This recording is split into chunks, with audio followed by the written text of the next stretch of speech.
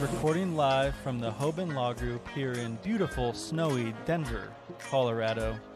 This is the Hoban Minute, and I'm your host, Eric Singular, sitting alongside the esteemed Mr. Robert T. Hoban, Esquire, of the Hoban Law Group. And today we are talking about experiencing cannabis through art. We are joined by the CEO of Cannabition, JJ Walker. JJ, thank you for being here with us today. Hey, I really appreciate it. Looking forward to talking to you guys. Likewise, and we're very excited to hear how Cannabition is doing in the days of COVID-19, maybe how your plans for Cannabition have changed or shifted over the last few months. But before we get too much into the novelty that is your immersive cannabis museum, let's talk a little bit about you and just your personal journey, because it's my understanding, and just from the conversations I've had with folks in the industry, that you've been an essential piece of the industry, particularly here in Denver, Colorado, in the early days, working on event organizing and just bringing people together, networking. So give us a little bit about your backstory, how you got into the cannabis industry. Yeah, man. Wow. All of a sudden I'm 40 years old, which kind of blows my mind. It's sure gone fast. I've been an entrepreneur since I was 18 years old. My parents would leave town a lot and I'd throw a lot of house parties, and that kind of trickled over when I went to college, and a business partner and I basically started a little production company and started throwing parties in little venues that ended up over several years getting larger and larger, to the point that we were producing music festivals, conventions, tons of weekly events. And so, my heart and soul and background is really producing experiences that people come and enjoy. And I love the marketing aspect of it. I love the experience of watching what you put together live and in action, and then it's all over, and then you get to start over again. So I still do. I still own a production company called the Collective 360 with a business partner, Gavin Belt, and we still produce an annual Halloween and New Year's party with several thousand people that come and attend those parties. And about 10 years ago, or maybe a little bit longer, 2008, Obama goes into office. He basically says that, the federal government's not going to intercede with state laws around medical marijuana. And I was 27 years old, and I was like, what a unique opportunity to try something different. I've been throwing parties for a long time, and I enjoy doing that, but I want to kind of expand my horizons. And so I reached out to a couple friends, and a good friend of mine, Ryan Vincent, who has been a staple in the cannabis industry for a long time and has done a lot of great things in the space. Him and I basically went out, and there was, I think, one dispensary open at that given point, EMC with Denver Release. And we went and we found a little, it was basically like a massage center, wellness center, because at that point you had to have like kind of wellness services associated with your medical marijuana. And we talked the lady into basically giving us the size of a large closet to open up a dispensary. And so we literally hand built the thing amongst four of us in this maybe 20 by 10 room, and told my parents I was working on something, but couldn't tell them what it was until it was done, because I knew that they would have no understanding of what the hell I was trying to do, i.e. sell marijuana to the public and people and the police know about it. It was mind blowing at that point. And it took us about 4 months to build it out. And the day we opened, EMC came by and sold us some of our first product, because at that point you could buy cannabis out of backpacks. And we put our first 4 strains of marijuana on the shelf, charged $120 a quarter, invited my parents over to check out this new dispensary that Ryan and I had started, and we were off to the races in the marijuana industry. And so that was, I think, about June, July of 2009. We went in for a business license even at that point, and they didn't have licenses for marijuana, so they gave us a horticultural license.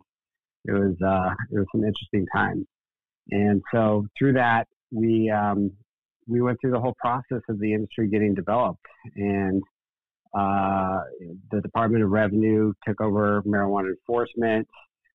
This gentleman named Matt Cook kind of became the head of the department, which I think was one of the biggest blessings for the Colorado marijuana industry. Is he looked at the industry from not only the government side, but he also really was interested in what the owners and the principals in the cannabis industry thought and how to actually develop the rules and laws. So we got to be a part of like the rulemaking committee and really kind of setting those foundations, those starting rules around how medical marijuana is going to be regulated, and through the process of creating vertical integration, where early days, they said, okay, now you own a dispensary, now you have to own a grow, you have to be vertically integrated, and for each grow, each dispensary you have to have a different grow, and they did a lot of different rulemaking across the board to like basically get companies to basically fall out and make it as complicated as possible. So through that, about 2.5 years, I ended up selling my portion of the dispensary and got one of the first early buyouts, and at that point it was more money than I've ever seen. I sold in about late 2011, and then long from there, just less than about a year and a half later, came up with this idea: recreational marijuana is becoming legal.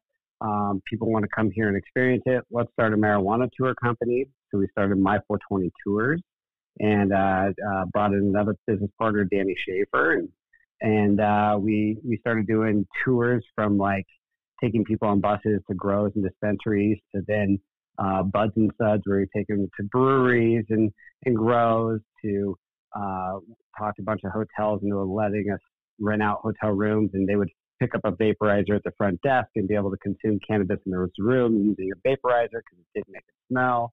And that was a great way for them to get extra business and traffic to their hotels. And the company did very well, and operated that company for about 4.5 years before I got an opportunity to sell it to my business partner and another gentleman. Because my dream was the next thing, which was actually creating physical spaces that we hoped and eventually would become these places that people would come and consume cannabis, but not just sit down at a table and be able to smoke, but basically actually have an experience around consuming cannabis in a shared environment. And that's where Cannabition was born. Well, so let's break those down into bite-sized pieces, because the history is something that ultimately is lost on a lot of people. And what I mean by history is, and feels like a long time ago. And as you point out, it wasn't terribly long ago, but we all age dog years in this industry. The idea that a store, a commercial regulated business, well, commercial business, let's not say regulated, opens up before there are regulations. This is the thing that's lost on a lot of people. So in Colorado, we had the constitutional amendment that provided rights for caregivers and for patients, and caregivers sort of maximize that language in our state constitution to open up stores. Stores were not specifically contemplated. So to your point, it opened up, the industry began before there was really regulation and certainly contemplation of it. And to your point, when you go into a city and say, we're looking for a license, we want to do everything by the book, I'm going to throw a term at you that you may recall. Do you remember the term plant husbandry? So plant husbandry, whatever the heck to this day that means as a designation by the city of Denver in terms of how buildings were going to be used, husbandry was the definition, was the category by which they would allow cultivators to operate. And then ultimately, storefronts began to pop up all over the place too, all pre-regulation. So it presents a challenge in places like California, in places like Colorado, in places like Washington, where stores began to open up. There were commercial outfits, commercial distribution, but there really were no regulations. It was, is this legal? Well, it's certainly not federally legal. And maybe we can paint a gray area you can operate in the state. But the cities, they started to say, holy cow, what's going on in our jurisdiction? We don't know. So talk a little bit about that process. Talk a little bit about just some of the folks that you had to interact with to actually get whatever sort of permissions they would allow for, because there was no regulation at that point in time.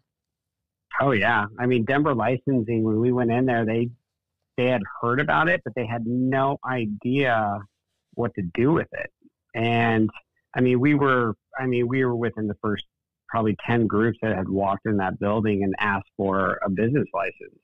And it was supposedly okay and legal. And at that point, there was a lot of underground meetings, you know, the early days of business associations. And what was that spot called? I can't remember now, but literally like underground meetings where we were talking about regulations and who's going to represent us legally. And it was really confusing, exciting, scary times. And I mean, literally when we opened the first day, within an hour, there was a cop outside with his lights on, and we thought we were screwed. And it just turned out that he was actually pulling over a car out front. But we literally thought that this was it. We've spent all this time and money building this place, and they're going to come shut us down right away, which they didn't end up doing. And so those early days were really confusing. And fortunately, again, yeah, like the city started to get some things together. People like Matt Cook came into the fold and started actually listening to the people that were actually starting these businesses and making us feel a little bit more comfortable that we weren't going to get arrested. But I mean, almost the entire time through that process that it was really nerve-wracking because it wasn't legal.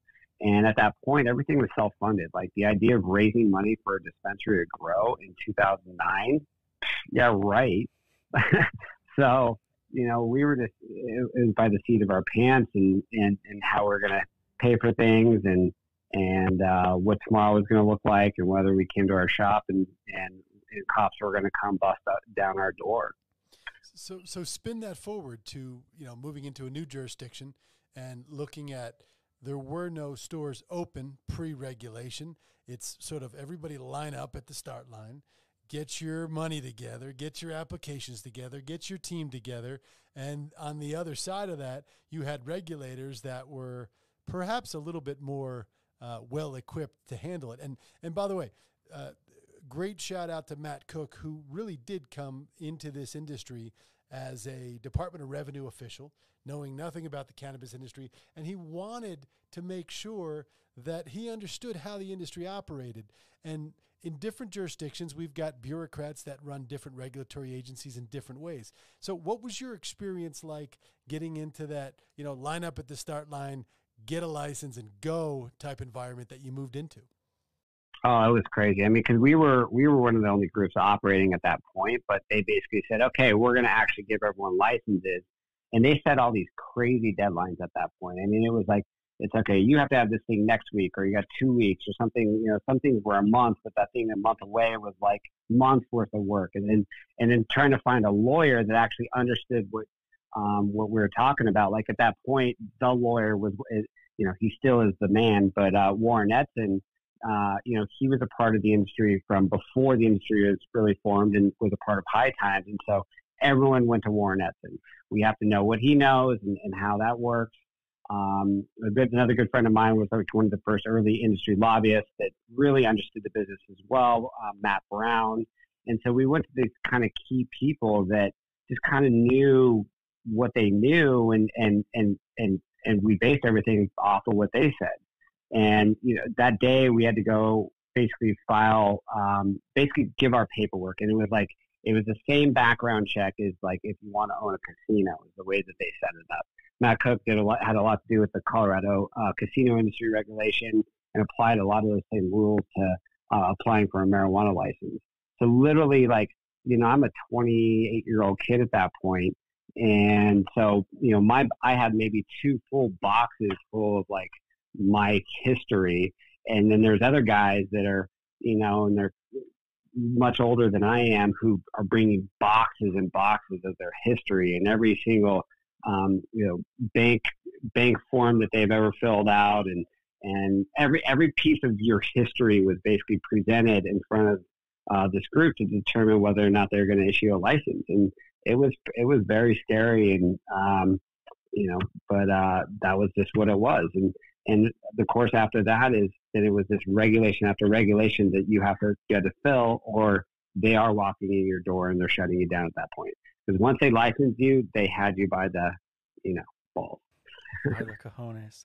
I want to come cojones, back. Yeah, there's a proper word. There you go. Great. When you were talking about your young days, throwing house parties, and you've always had this an aptitude for bringing people together and having fun, I can only imagine that cannabis was probably a big part of those experiences in your life. And it's interesting to kind of listen to your history and then think about this museum that you've created. And I really wanted to hone in on this idea that when we think about experiencing cannabis, so much of the time we're likely thinking about consumption because this is such an experiential substance, if you will. But I really love, looking at the pictures on your website. I haven't gotten to go experience Cannabition, and I know right now everything is on pause, and I definitely want to talk about that.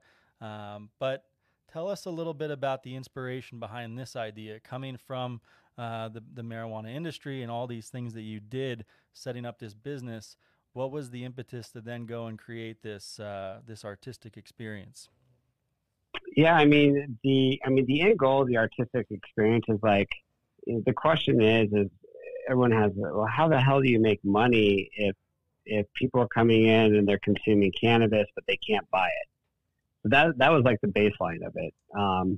In 2013, we started My 420 Tours, which again, almost basically still to this day, lived in a very, very gray space. But the idea that the definition of private versus public. And so we launched My 420 Tours with the idea that a limo bus in the state of Colorado is considered private. And so from that, we knew that when we were transporting people between a dispensary, another activity, that consuming cannabis on the bus was technically kind of legal. and we got away with that, quote unquote, got away with that for years. And that we did these cannabis cooking classes, and we used this little cooking school up in the Highlands that people could rent out, and you rent something out, people from the public can't come in. And so we were inside of this private cooking school, and you could cook with cannabis and consume the cannabis inside the cooking school. And we had just points that the city just didn't really know what to do with us. And based upon the open interpretation of the law and the fact that we did stay in very good touch with the right public officials, like if we wouldn't have done that, if we would have stuck up our finger, they would have absolutely trampled on us. But we were trying to do it the right way. And they, I think to a degree, appreciated that and allowed us to continue to operate. But through that experience of like My 420 Tours and getting to see this just dynamic group of people coming and experiencing the consumption of cannabis together, but also getting to do these different cool experiences on cannabis was super cool. You got a 75-year-old grandma and a 21-year-old kid sitting next to each other on a bus consuming cannabis together, laughing and enjoying each other. There's not too many entertainment environments that is ever appropriate. I don't know if there's any. Maybe a Broncos game or something, but through that experience is like, it's great and all to run this tour company, but man, the overhead's really expensive. These buses every single day, the cost of these hotel rooms, all the staffing and everything else. I'm like, I want to get into more of a traditional type of entertainment business of just, like a bar or club runs. But if we can't serve cannabis at these locations, how do we make money? And the real inspiration came with the idea that there's this new world of Instagrammable experiences where people are going to these museums, like it's getting built in Colorado called Meow Wolf, and they've got a Museum of Ice Cream and Happy Place, and these places that people are paying $20, $30, $40 to go through these different art exhibits that are not only cool to look at, but are also really cool to take pictures with. And we thought, what a cool opportunity to build something around cannabis and the culture, history, and celebration of it that not only is educational, it's immersive, and it's Instagrammable. And that was sort of the beginning concept of where Cannabition came to life. Well, so that has been something that really has been a challenge, right? And you've tackled it headlong and looked at different ways to bring people to it. So there's an educational component. There's a, economic component. Obviously, people want to build things and build businesses to generate some sort of profit. But as you point out, so many folks have tried to figure out how to get into this industry without, quote unquote, touching the plant. And you've done it very well, and you've done it in a location that ultimately will drive millions and millions and millions of tourists into that city for purposes of letting go, of just getting away from it all. And cannabis increasingly becomes part of that conversation. It's that vacation mode idea, right? It's that idea that I'm going to go out and I'm going to do everything that I don't do in my normal everyday life because this is the time to do it. I have the freedom to do it. And at the end of the day, providing a little bit of history along the lines of, an artistic enterprise is extraordinarily special. It's something that I know we all want to get out and visit, but what would you tell our listeners would be, how would you describe to them the experience that they would be coming into in this space? Yeah, absolutely. I mean, the idea is that you're paying it. Just to kind of preface it, the goal of it was to create sort of this immersive museum. At the same time, we were focused heavily on lobbying with the city of Las Vegas to actually get it consumption friendly. And that aspect where you could consume cannabis in this experience was that next level for us. That was our full intention. That said, that we felt like this could be a gateway and into that type of opportunity. And it's tough being the first through the door, and the education to first even raise money to this idea that's totally out there wasn't easy as it is. And then it was a whole next level to really educate the public and what it took to basically get people to come in and pay that ticket price to come through. But what people learned and what they got to experience, I mean, the reviews say it for themselves. People loved it. And what it basically was is we started with a story of like, what if you were THC? I am cannabis. What would my experience be? And so as you walk in, we kind of start with the idea of 420. And the first room, it's got these giant 420 letters. We kind of tell a little bit about where the word 420 came. You can climb over the 420 letters and get some good pictures. There's a big white rhino on the wall, and one of my favorite old school strains was white rhino. And then we get to talk about what white rhino is and how it's an indica and things like that. And we've got these tour guides that are super educated in what they're talking about. And so while they have this very visually appealing experience that they can touch and take pictures with, the tour guide's also telling them about why it's there. And so then as you move through the first room, we've got the seed, which is where cannabis begins. And there's a giant big seed bed, and you can lay in the seed, and it's kind of in a dark, dark room, like you're underground, and there's these roots that are coming out of the ceiling. And so you're kind of telling about the origins of cannabis and talking about what a seed is and how it kind of starts growing. And then you move into the different stages. And so the next stage, we've got a grow room with grow lights and a big caterpillar there to talk about how things like bugs can impact plants, and then talking about the different stages of plants, to then giant marijuana buds that we call hug buds. in our next room, and they're like your harvested buds, and we designed them in a way that they look like different types of strains, and so we had our Durban Poison and our Strawberry Cough, and some of my favorite old school strains, but the strains have changed a little bit over the years. And then it moves into some different rooms, like the smoke room with smoke rings, and then it talks about concentrates on one wall. And throughout this as well, we've got sponsors for each of these different exhibits that kind of represent each of those different pieces.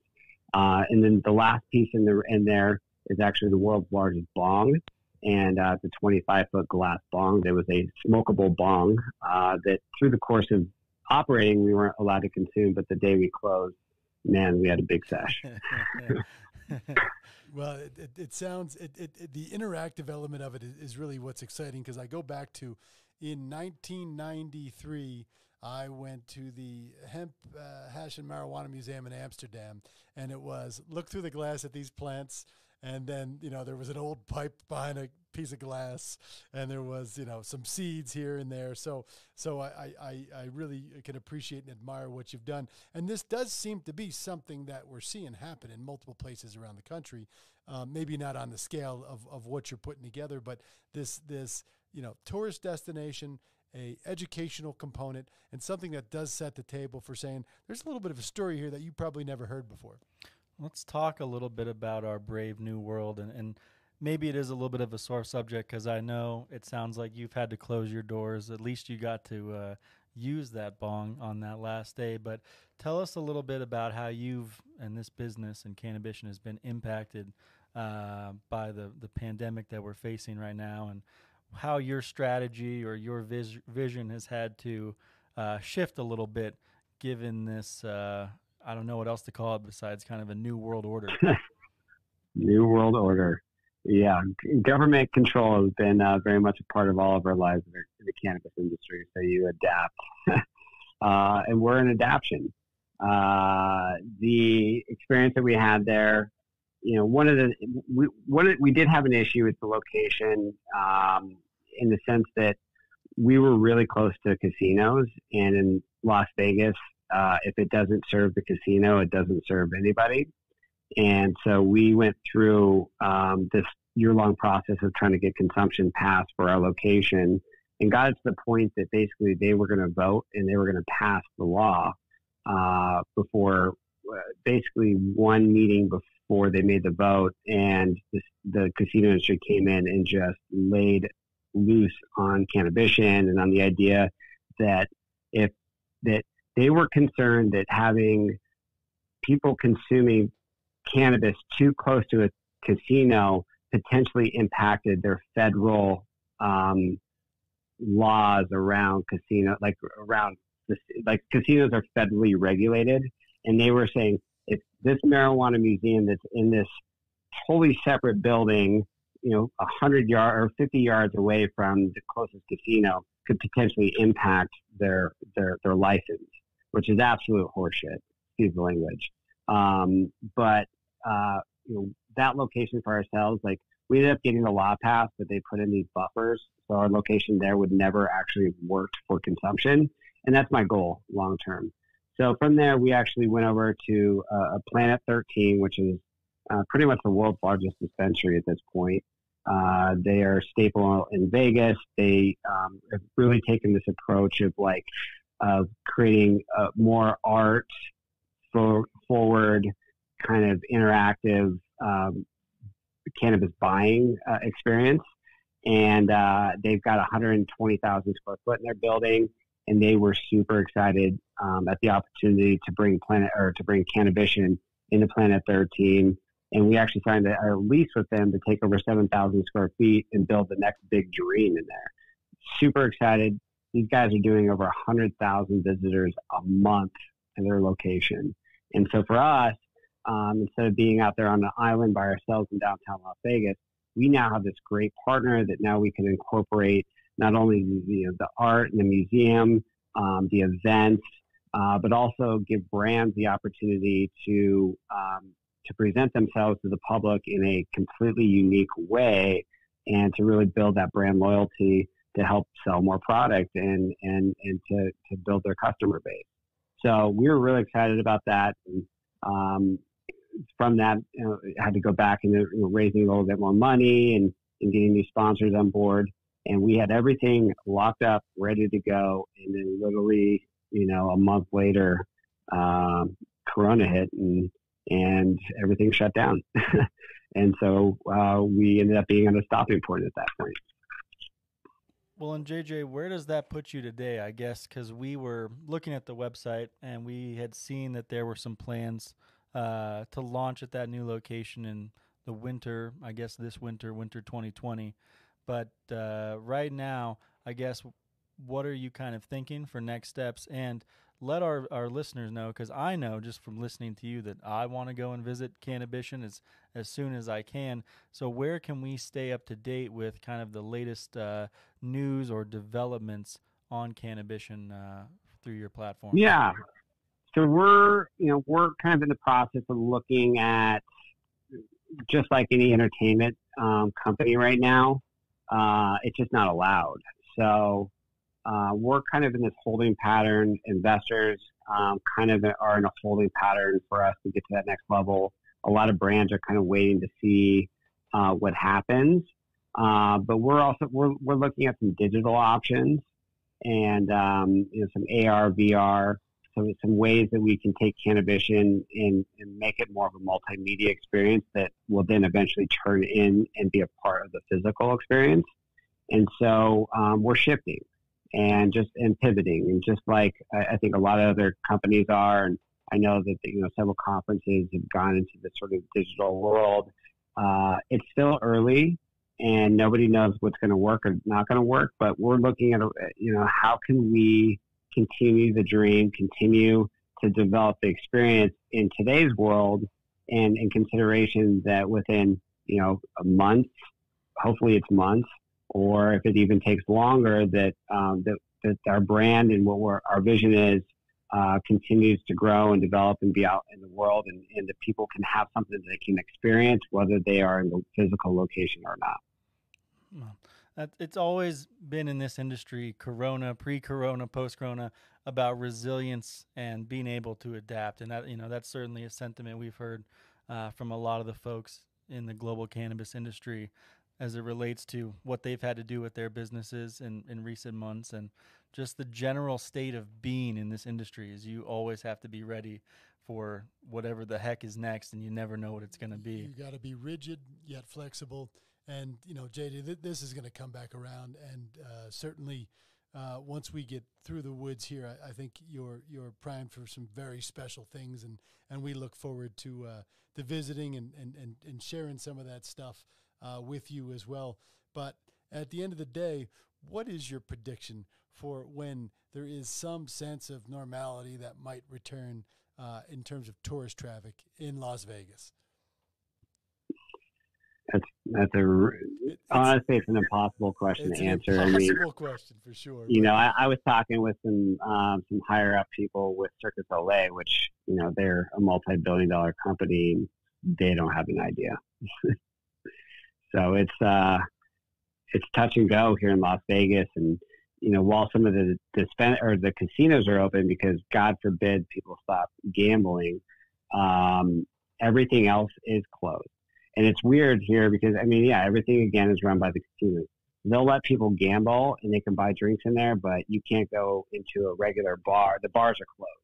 If you have a bar with food, you can stay open. If you have a bar with food that has gambling in it, they shut down your gambling in your bar with food. So it's really, the politics in Las Vegas are very complicated, and, a lot of people are up in arms and focused on their own kind of interest. So it's really hard to tell what that next step's going to be or when it's going to happen. Yeah. Well, for now, we will hurry up and wait, but we are so excited to talk to you today, to look forward to what is next. And anybody who's listening, cannabusiness.com, I'm sure that there will be updates there. Follow Cannabition on all social platforms for more information. And JJ, it's just been awesome to talk to you. Thank you for taking us down a walk down memory lane with the early days of cannabis here in Colorado, and just sharing your experiences with us. It's been awesome, man. Thanks, guys. And just so you know, it's 420 here, so happy 420. Happy 420, JD. Thanks, sir. Thank you for listening to this episode of the Hoban Minute. Do you have any ideas for episode topics or guests? We would like to hear from you. Reach out to us at media@hoban.law and stay tuned for more on the Hoban Minute.